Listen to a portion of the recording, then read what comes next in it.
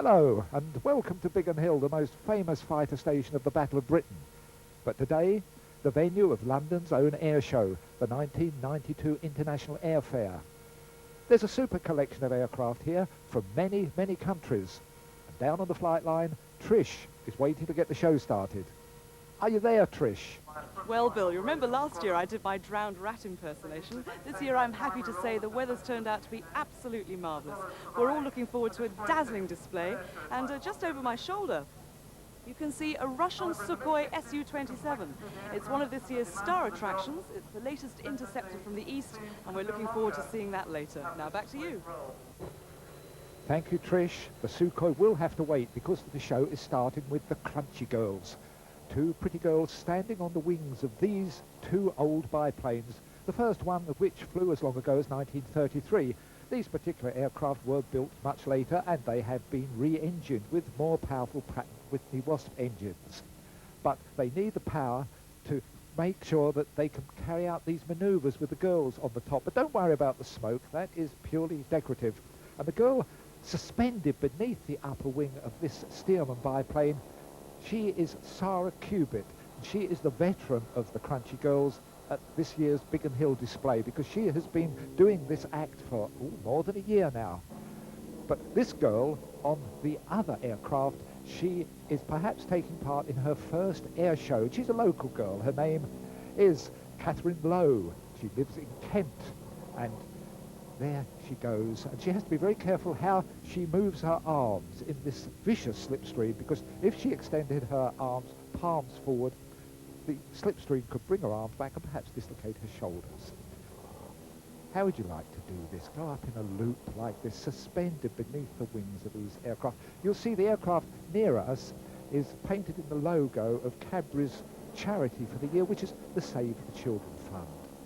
Up they go again, and it's quite cold up there, you know, even on a lovely day like this. And the girls, fellows, will you believe it, beneath their snug-fitting flying suits, they're wearing silk underwear. Oh, yes, they are. But sorry to disappoint you, it's silk long johns, silk long-sleeved, round-necked vests, and a wing over. And I hope you have a strong stomach. I just couldn't do this. I suffer from what is known as cowardice. But this is a gorgeous day for a display such as this. And this is Sarah Cubitt.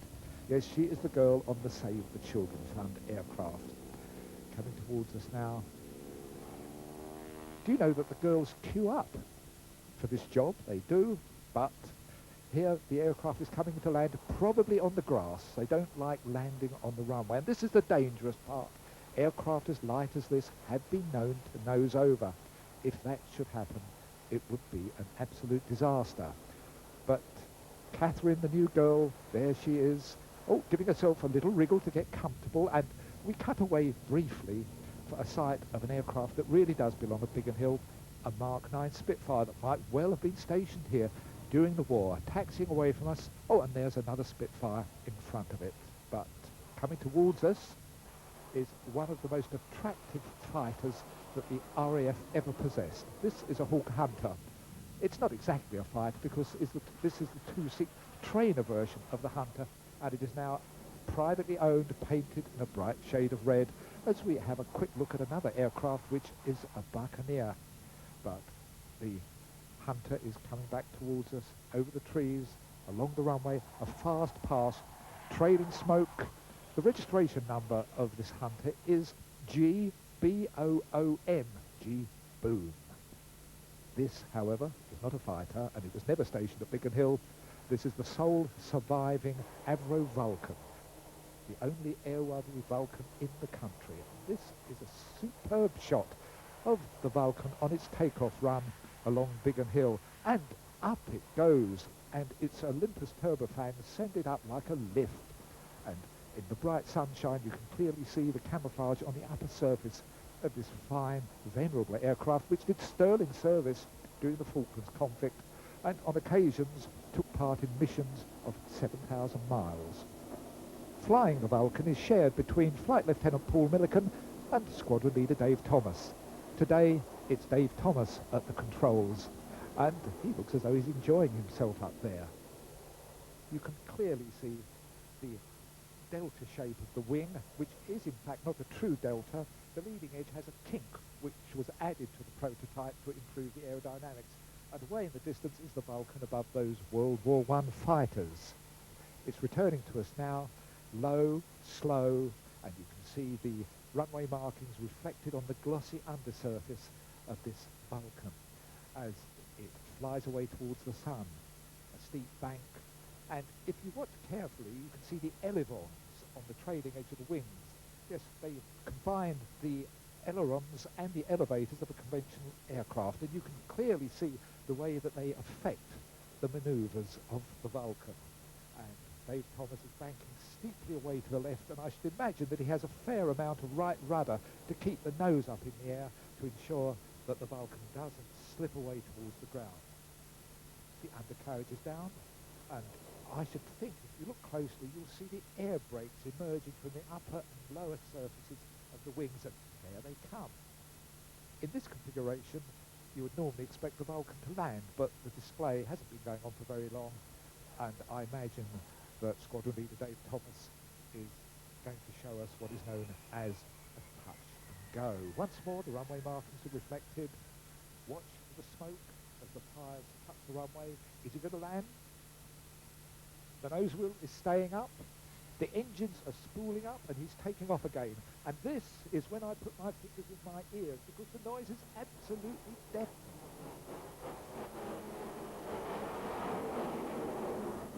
And you can see what the horses thought in that field at the far end of the runway. Dave Thomas is banking steeply to demonstrate the upper surfaces of the Vulcan, and you can clearly see the teardrop-shaped cockpit canopy, which has very little glass in it. And as you see the undersurface of the Vulcan, a view of the capacious bomb bay with the doors shutting like a rat trap. A precision job indeed. And away the Vulcan goes, the nose is being pulled up, the spays are beginning to smoke as power is applied, and from this angle it seems as though the Vulcan is climbing almost vertically into this cloud-flecked sky above Biggin Hill. A steep bank to the left, once more a fine shot for the photographers in the crowd.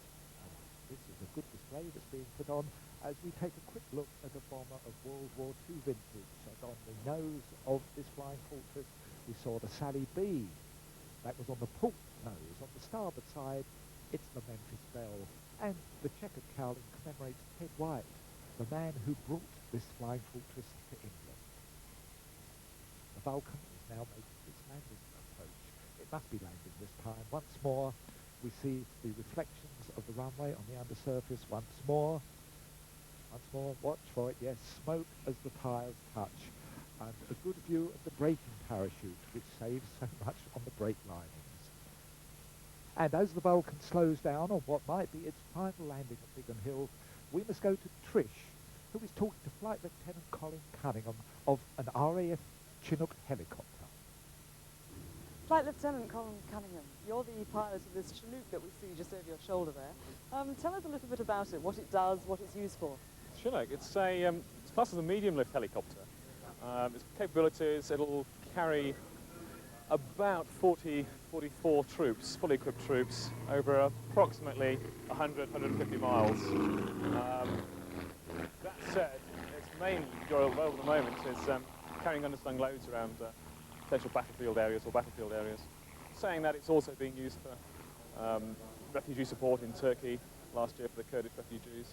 It gets involved with all sorts of things, taking people out of Beirut, or it's a workhorse of many facets. I gather there was a Chinook used in the Falklands. Can you tell us a bit about that?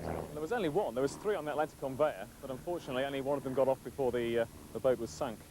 The one that got down there, Bravo November, it really, I don't think they've won the war without it. It would have been very difficult. It's carried all their ammunition stores forwards, lots of troop moves. At one stage they got 82 troops on one of them, on one lift, just to go forwards to take one of the mountains. So invaluable, really. What have you got planned for us this afternoon when you take her up? Obviously helicopters aren't aerobatic, and the Chinook is about the same sort of performance load as the DC-3 you probably see behind it. It carries about the same weight, although not quite as far. And if you treat it in that respect, then really you'd expect it to fly like an airliner does. We tend to do a bit more with it. There's a few semi-aerobatic manoeuvres in there. we demonstrate the running landing aspect of the Chinook, how to get it on the ground quickly. And some perhaps techniques that aren't totally tactical, but things that the aircraft can do that people wouldn't expect it to do, perhaps. Okay, thank you very much. We look forward to it. Thank you, Colin, and thank you, Trish, as we leave you to watch the Buccaneer start its takeoff run. The Buccaneer, yet another of those aircraft that the RAF didn't want, because it was designed for the Fleet Air Arm, and it first flew as long ago as 1958. That's 34 years ago. But by the standards of the day, it was a surprisingly advanced aircraft with all manner of goodies tucked inside it, powered by a couple of Rolls-Royce Spey engines. Watch that takeoff. Did you see the way the wing dipped? Did you see the, and it's still there, the condensation from the starboard wingtip as it powers itself away from the runway. We leave the Buccaneer to have a look at what is a rare indeed visitor to this country, a consolidated B-24 Liberator. This Liberator belongs to the Consolidated Air Force in America, and they've seen the camera, they're waving. The name of this aircraft is Diamond Lil, painted for desert warfare. And yet another visitor to Biggin Hill, an RAF Nimrod, maritime reconnaissance aircraft, pulling up, also powered by Speys, but this time 4 of them. And again, a certain amount of smoke as it emits a couple of flares, which in operational use would divert infrared heat-seeking missiles. And another look at that bright red Hunter as the Nimrod appears again above the trees of Biggin Hill. If you think you recognise the planform of the Nimrod, you should, because it was derived from the civilian airliner, the de Havilland Comet. But that's a slow pass, flaps down, wheels down. That's known as a dirty configuration. A lot of drag, but despite that, the nose goes up as we take a quick look at another maritime reconnaissance aircraft of much earlier vintage. This was the Consolidated Catalina. Did so much good work during the war, and it was Catalinas which helped bridge the gap in the middle of the Atlantic where U-boats could range unrestricted. We are, however, looking at the starboard side of the Sally B, where we saw the Memphis Belle painted on to demonstrate its star role in the film of the same name as the Mosquito takes off. And this is an aeroplane that would bring a lump to the throat of so many ex-RAF men. The wooden wonder, it was known, another aircraft that the Air Force didn't want until the prototype flew so fast, 20 miles an hour faster than any of our fighters, that they could no longer ignore it. And the Liberator, taking off, tricycle undercarriage, which was unusual for the days in which that was built. The Flying Fortress, much more conventional, with what is known as a tail-dragging undercarriage, flown by Keith Sissons.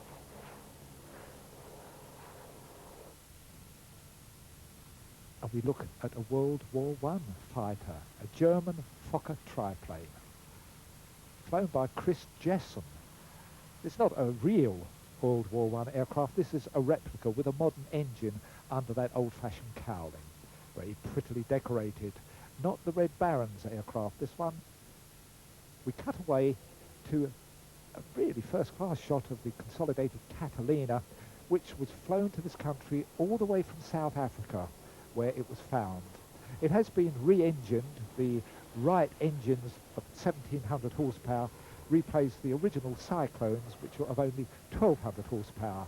And a look at another World War I fighter, real Biggle stuff, this, you know. This is an SE-5. There you can see the whole aircraft as we look away to an unusual sight, which probably never happened during the war, a Mosquito in formation with a Flying Fortress. 2 of the war winners. With another American bomber in formation with them, that's the North American Mitchell, the B-25. It has RAF markings and today is flown by a Dutch test pilot, the man who normally tests all of the F-16s that are built in Holland.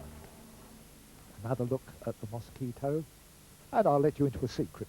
Trish's father flew in Mosquitoes during the war.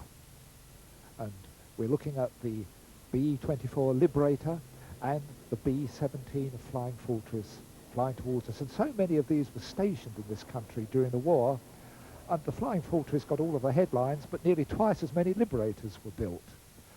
And we look at a real hawk, which is a guardian of the runways at Biggin Hill to help keep other birds away. And in the heat haze, the Flying Fortress and the Liberator look quite at home, don't they? Closing up behind them is the North American B-25 Mitchell, which was the aircraft which found fame when it was flown from the decks of the American aircraft carrier Hornet to bomb Tokyo in the early days of the war.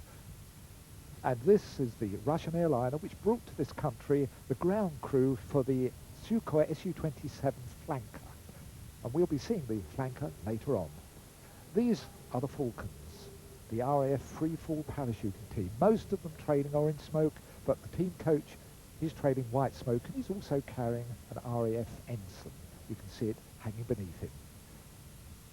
While the parachuting is in progress, the engines of all aircraft and helicopters are switched off, because if a parachutist should inadvertently fall into the rotor blades of a helicopter, the word chopper would take on a whole new meaning.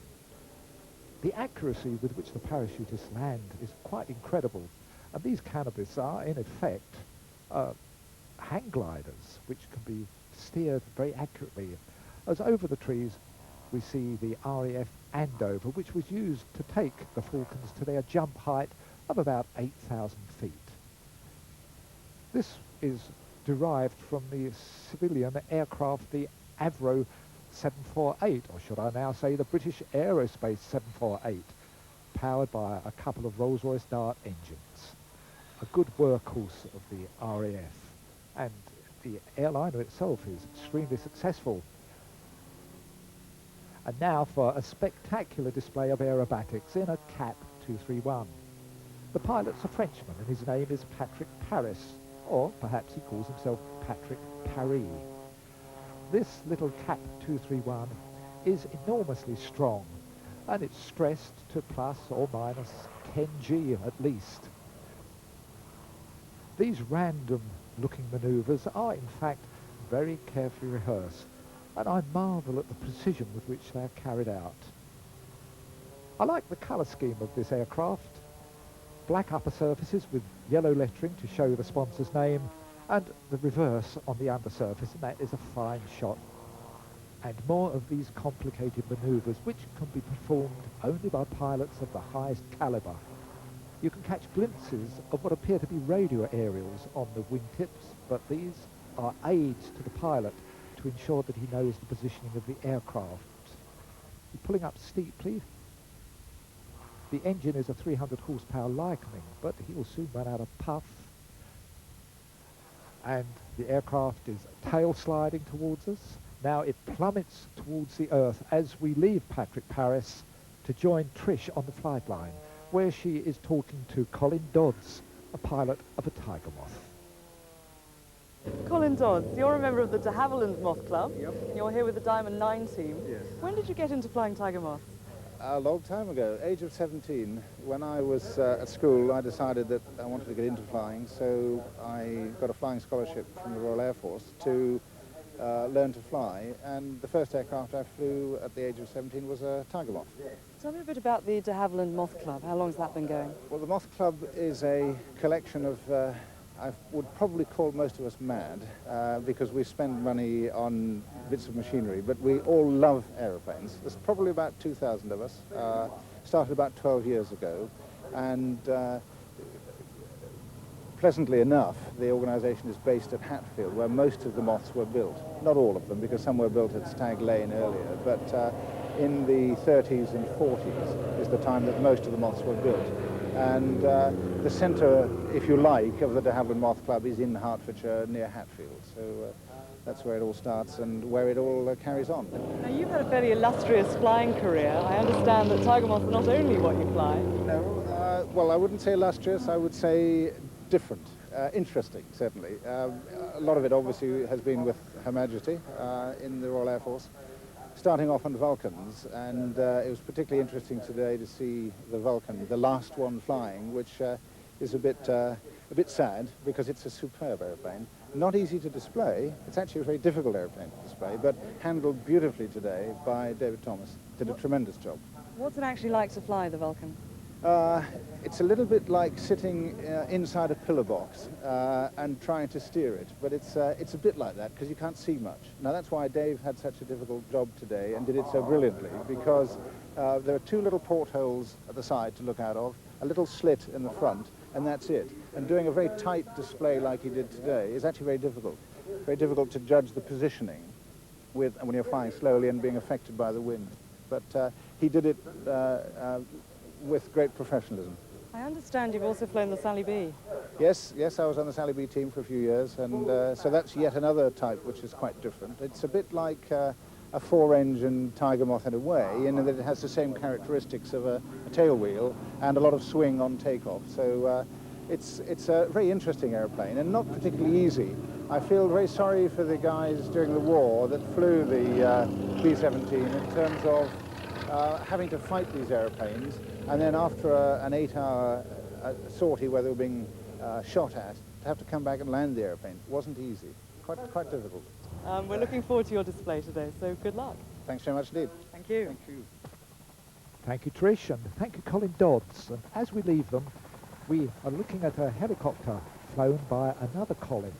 This is flown by Flight Lieutenant Colin Cunningham, and it is a Chinook, disappearing away from us, surrounded by large volumes of straw and hay that have been disturbed by the downdraft from the twin rotors of this large helicopter. The Chinook first flew in 1967 and it entered American service in 1968.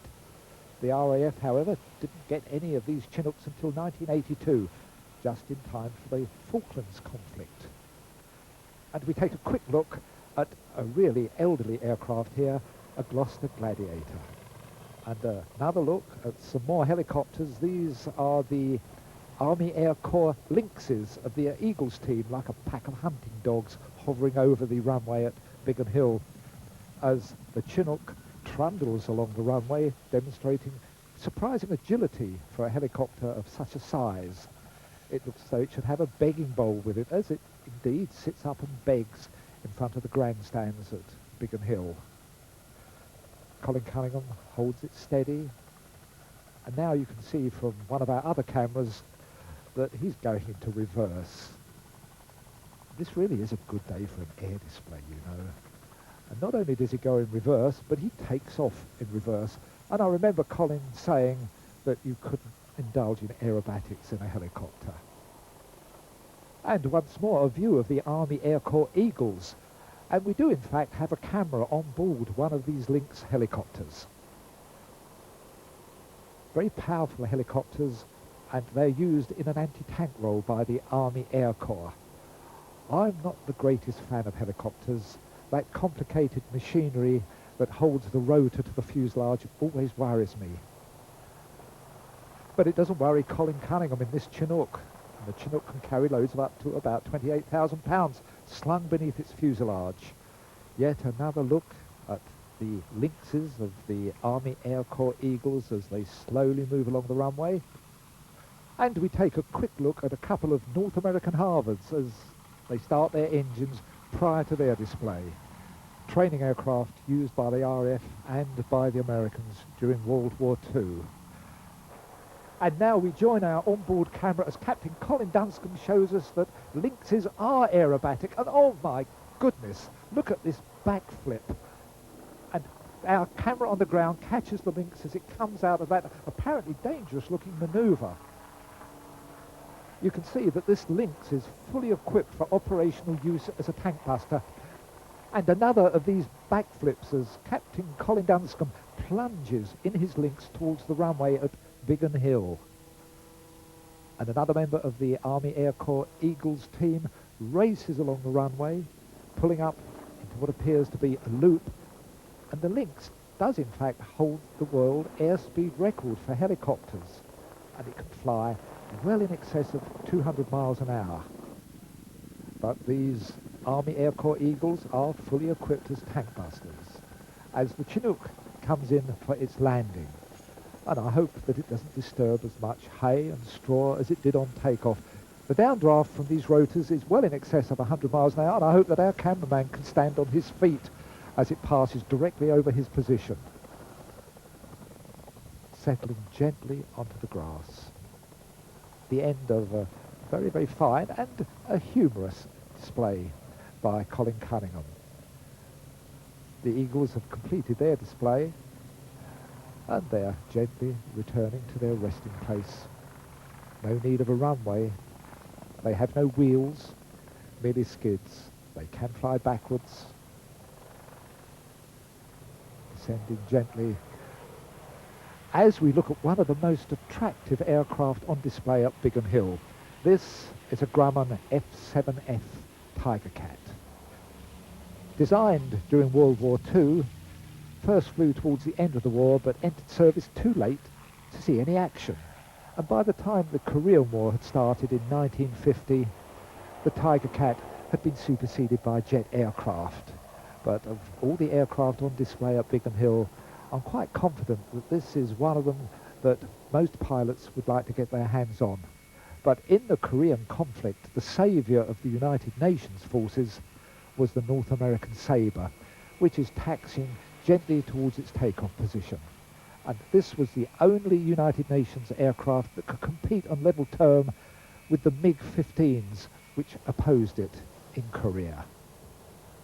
Another look at the Buccaneer as it taxis back after its display, displaying its Fleet Air Arm origins by the folding wings, which can be operated by power. And it's going to settle itself in comfortably by the side of its partner, which flew to Biggin Hill in case there were any serviceability problems. Wings are now fully extended, brakes are on, and another look at the Harvards, whose engines we saw starting earlier on.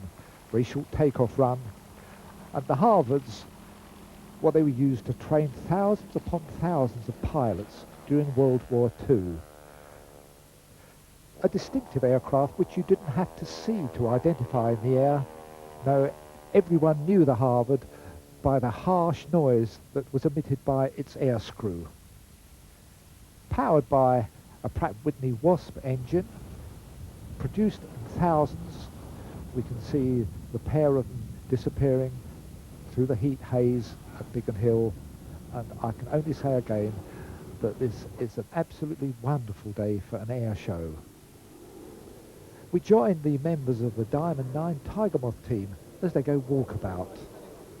And this little ritual of theirs causes a certain amount of hilarity amongst the spectators, but they perform it in deadly earnest, because on the ground they are rehearsing the manoeuvres that they will carry out once they become airborne in their aged and venerable Tiger Moths. Tiger Moths which are even older than most of the members of the team, the majority of whom are now walking away, leaving one poor fellow walking aimlessly in circles. And we must leave him now as we join Trish, who's on the flight line talking to Captain Colin Dunscombe, who a few minutes ago performed those hair-raising backflips. Captain Colin Dunscombe, you're the leader of the Eagles display team, flying these extraordinary Lynx helicopters. Can you tell us a little bit about them? Yeah, the Lynx is a Westland product. We've had them in service for quite a number of years now, and we use it in the anti-tank role at the moment.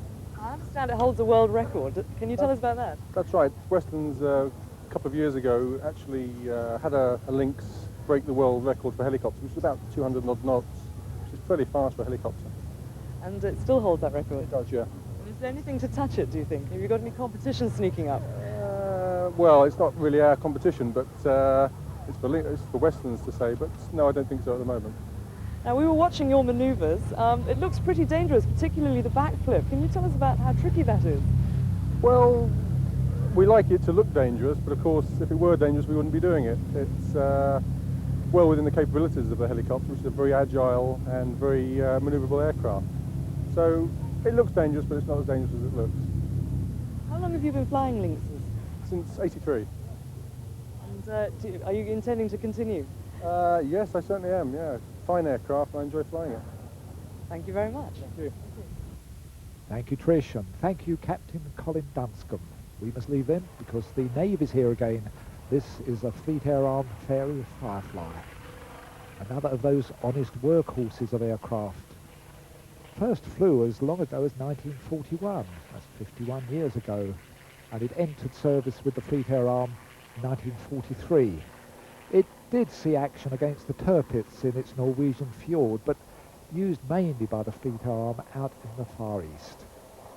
And yet another naval aircraft, this time a Sea King helicopter, used largely for anti-submarine duties and used a great deal out in the Falklands. And a man is descending from the Sea King on a push bike. Don't quite understand the significance of this, but he has safely landed on the runway. Is he getting on the bike? No, he's not even bothering to get on the bike, wheeling it away onto the grass as the Sea King gently lifts itself upwards and hovers above the runway. This is the sort of helicopter that Prince Andrew was flying when he was involved in the Falklands conflict. A powerful Sikorsky aircraft. It's difficult enough flying a fixed-wing aeroplane, and I'm always full of admiration for these helicopter pilots. As we take a look at one of the star turns of this Biggin Hill International Airfair, a Supermarine Spitfire. This is one of the last of the Spitfires built during the wartime years. It's a Mark 19, built entirely for photographic reconnaissance purposes and had no guns whatsoever. That Mark 19 Spitfire is a member of the Battle of Britain Memorial Flight, as is this Avro Lancaster, which is painted to represent the bombing missions undertaken by the city of Lincoln, the name given to this Avro Lancaster. It's hard to believe that this, our most successful 4-engine bomber, is an immediate descendant of a very unsuccessful bomber, the Avro Manchester, which was powered by a couple of failures, as the Rolls-Royce Vultures were not successful aero engines. However, the de Havilland Tiger Moth was a hugely successful training aircraft upon which thousands upon thousands of RAF aircrew received their introduction to flying. One of a great range of de Havilland Moths, the Tiger Moth first flew in 1931, and by the time World War II arrived, it had been taken up by the Royal Air Force as its basic training aircraft. In this head-on view, you can see how the Tiger Moth, which is very lightly constructed, rises and falls in the air currents which are so apparent on this hot day at Biggin Hill. It was in fact not the easiest aircraft upon which to learn to fly. These pilots, of course, are very, very experienced, and this is a shot of a Tiger Moth painted in typical RAF training command colours, bright yellow. But as we see the formation in plan, we can see that they are in fact keeping impeccable formation, a Diamond 9 formation from which perhaps they take their name. And away they go, cruising majestically as the Lancaster banks towards us with its wheels down. Does it have its flaps down? Yes, I can just see the flaps as it makes a slow pass for the benefit of the thousands of photographers amongst the crowd at Biggin Hill. Silhouetted against the sky with just a few puffy clouds as the Spitfire banks above the historic hangars of Biggin Hill, home to so many Spitfires during the Battle of Britain. And this is certainly a sight that might bring a tear to the eye of those among the crowd who are old enough to remember that historic battle. Quite a brilliant colour scheme on this Spitfire, the yellow undersurface and the camouflage top, but we leave that to see a head-on view of the Lancaster wheeling above the trees. And for members of Bomber Command, this was certainly a historic aircraft. So much damage to the German economy in its day. The sound of the Merlins, so distinctive. And here's another historic Battle of Britain aircraft, not the Spitfire. This is the unsung hero of the Battle of Britain, the Hurricane. There were far more Hurricanes taking part in the Battle of Britain than there were Spitfires, and the Hurricane shot down far more German aircraft. But it was the pretty Spitfire that received all the public acclaim. And the Hurricane, it just got on with its job. And when I see the Hurricane, it arouses more emotion in me than the Spitfire. And I did live just down the road from Biggin Hill during those days of the Battle of Britain. And here a member of the crew of the Air Atlantic Dakota takes advantage of his wingtop position to take a final look at the Battle of Britain Memorial flight as they make a final fly past along the runway.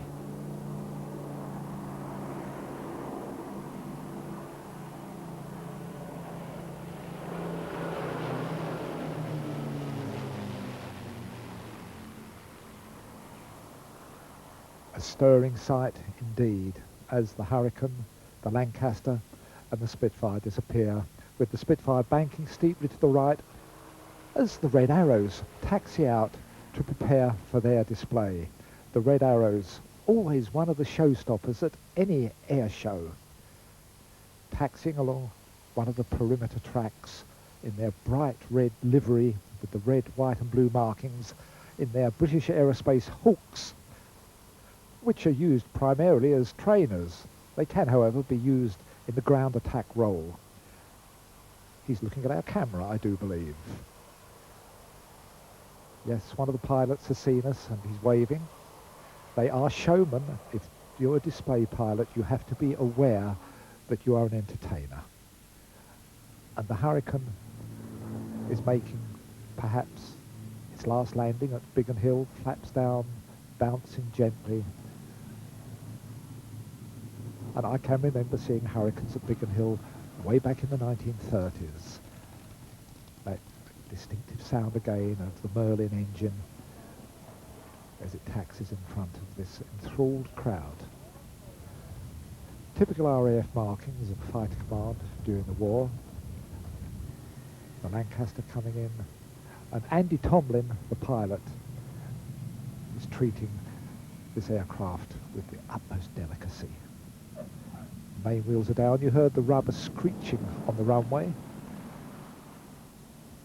Holding the tail wheel up. Now all three wheels are down. No reverse pitch propellers on these Lancasters, relied entirely on their brakes. As we take a look at one of the Air Force's ugly ducklings, this is a jet Provost. And I can remember the original Provost, which was powered by a radial engine and a propeller. And somehow or other, they managed to fit a small turbojet into the Provost, and it became the Jet Provost. And another wave from another pilot who has seen our camera. And now the Red Arrows, one of the highlights of the International Airfair at Biggin Hill, at the start of their takeoff run. Accelerating away down the runway, the first section of this magnificent display team.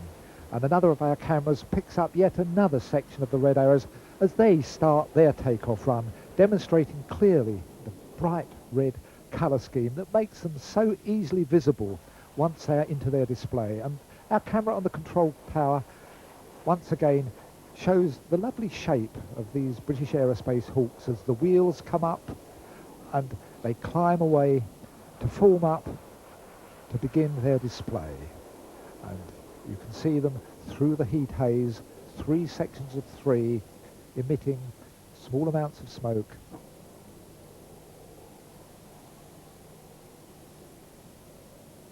As one of the crunchy biplanes taxis in front of one of our camera positions.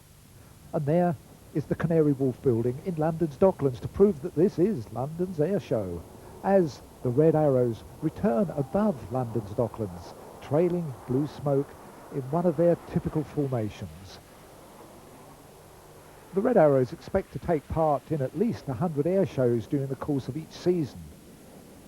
And not only in this country, but they have travelled to many countries abroad, including the United States and Russia. And this man is very interested. What are those binoculars? I hope his eyes aren't as close together as that. Two of the Red Arrows have separated from the main body to become what is known as the synchro pair.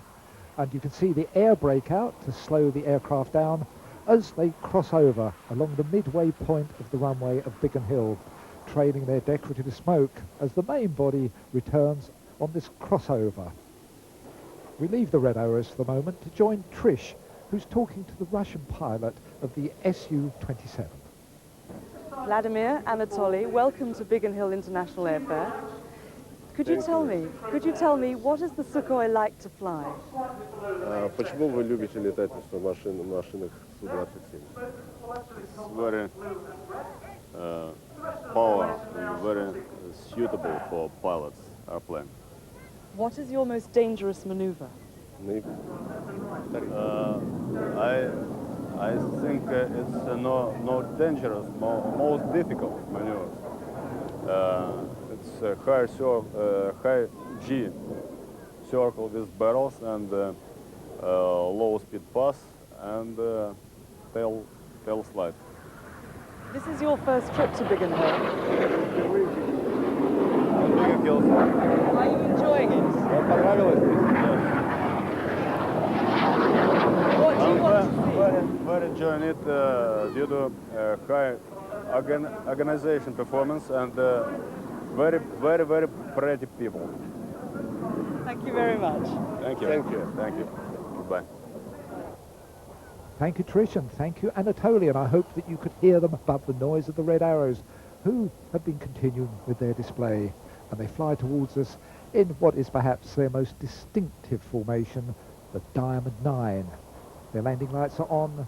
The rear aircraft of the formation are trailing white smoke, and you can see why this formation is called the Diamond 9, the same formation that you saw used by the Tiger Moths earlier on in the show.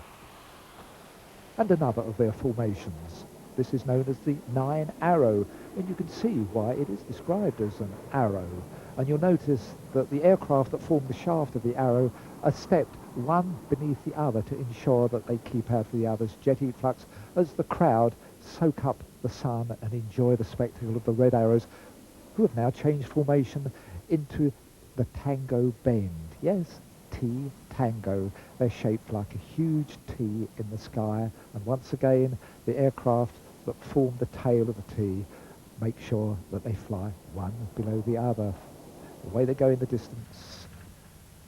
And this is another Spitfire, a Mark 18 Spitfire, the last of the wartime Spitfires to see air-to-air combat.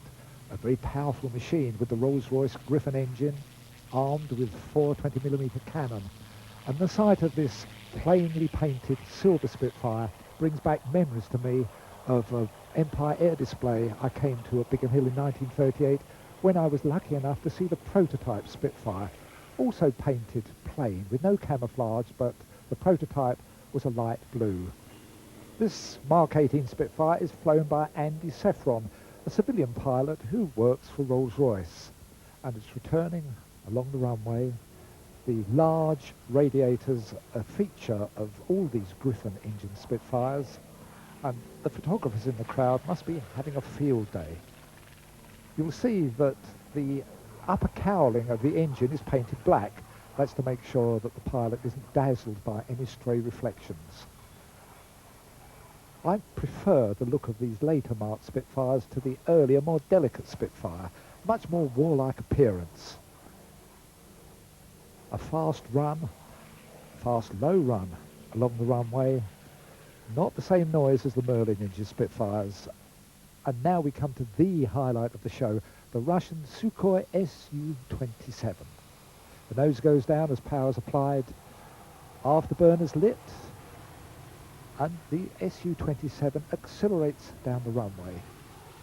Very graceful looking aircraft. You can see the flames from the rear of the engines, the nose goes up, and it climbs like a rocket.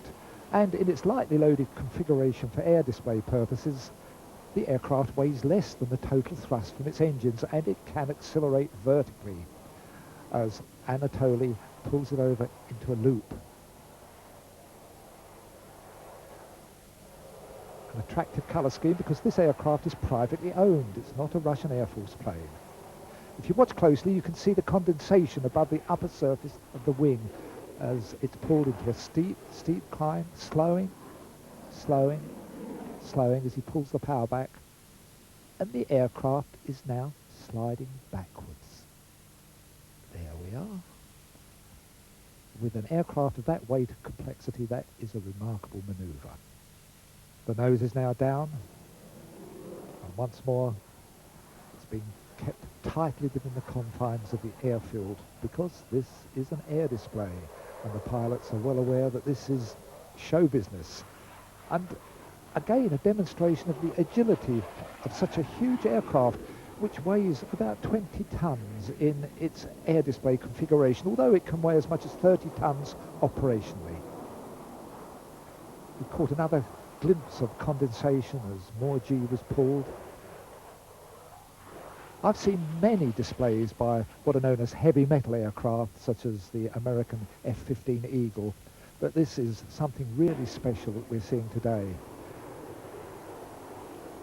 Another loop displaying the graceful outline of this heavy aircraft. There's a lot of noise. And here is one of those maneuvers which is almost unique to Anatoly and this Sukhoi. He has the nose up, and the sheer power of the engines is holding the aircraft in the sky as he makes a fly past, perhaps even slower than 100 miles an hour. And yes, with an aircraft weighing around 20 tons, its natural inclination is to fall to the runway like a brick. But the fact that it is staying in the air is due to a balancing act on Anatoly's part. And although there is an onboard computer, I believe that he's flying it manually. And I don't know how long he can keep going like this. And a puff of smoke indicates that the afterburners have come in, and the Sukhoi accelerates up once more to what I regard as safety. For of all the maneuvers that we've seen this afternoon from this Russian aircraft, I regard that slow fly past as being the most inherently dangerous of the lot.